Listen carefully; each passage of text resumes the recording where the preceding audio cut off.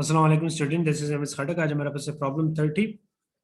ये हमारे पास solid state physics are की पूरी वीकी बाबर की बुक से है। तो कैलकुलेट, इसमें हमने क्या करना, calculate the number of the atoms per unit length and 100 110 and 111 plane of BCC crystal with lattice parameter of 2.5 angstrom. देखिए, अगर इधर हमने एक चीज जो ख्याल दिल में वो अपने जहन में रखनी है, वो है क्या, बीसीसी, बॉडी सेंटर्ड क्यूबिक है हमारे पास। अब इससे पहले अगर प्रॉब्लम में अगर आपको याद हो तो हमारे पास कौन सा था, एफसीसी। तो इससे पहले प्रॉब्लम में हमारे पास क्या था, एफसीसी था। तो अब इसमें हमारे पास बीसीसी है, तो हमारे पास फॉर्मूले अपने जहन में रखने थोड़े चेंज हो जाते हैं। तो ये की वैल्यू हमारे पास, ये बाकी हमारे पास एग्जैक्टली ऑलमोस्ट उसी प्रॉब्लम की तरह ही है। 0 100 110 और 111 है।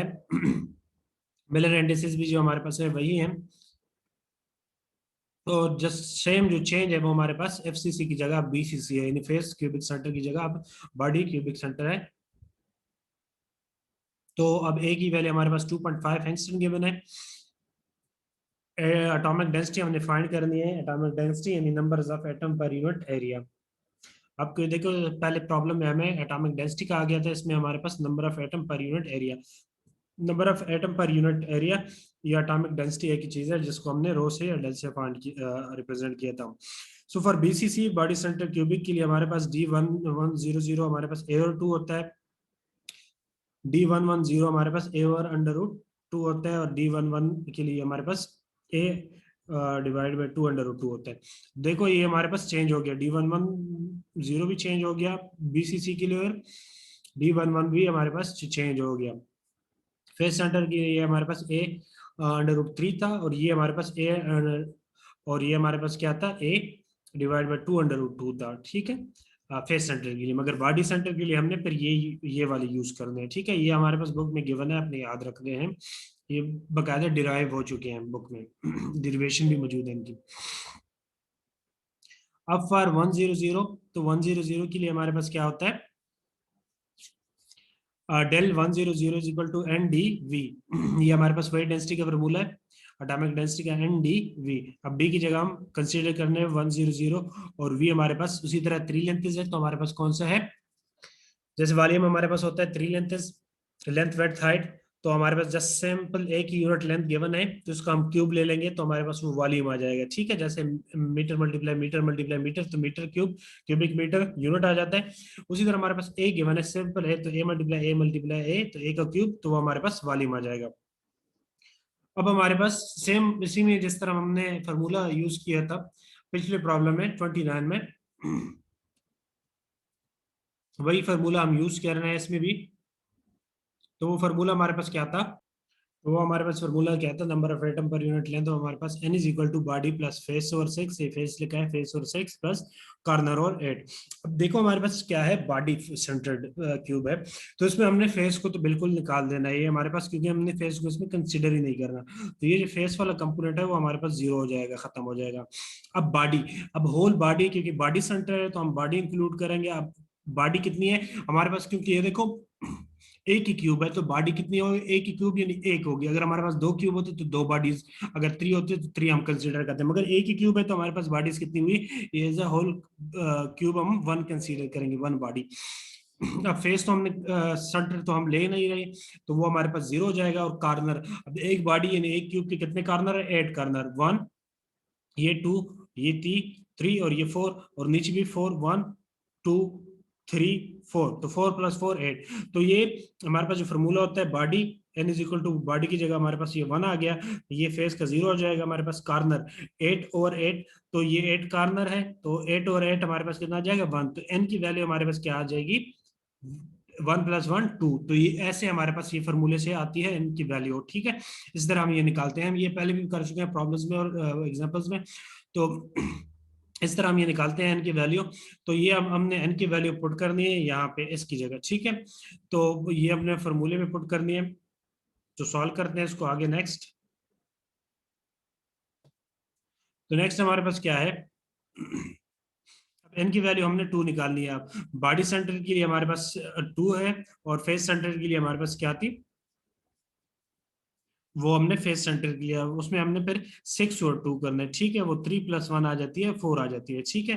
फेस सेंटर के लिए हमारे पास एन की वैल्यू 4 और बॉडी सेंटर के लिए हमारे पास 2 जैसे हमने पहले 29 प्रॉब्लम में कि फेस के लिए निकाला है एन की वैल्यू, ठीक है।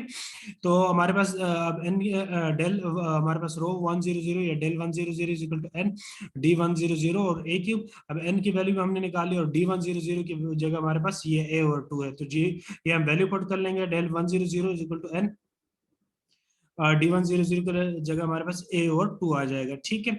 अब और ये क्यूब आ जाएगा, ए क्यूब के साथ ये ए कैंसिल हो जाएगा, तो हमारे पास एन और 2 ए स्क्वायर रह जाएगा, ठीक है।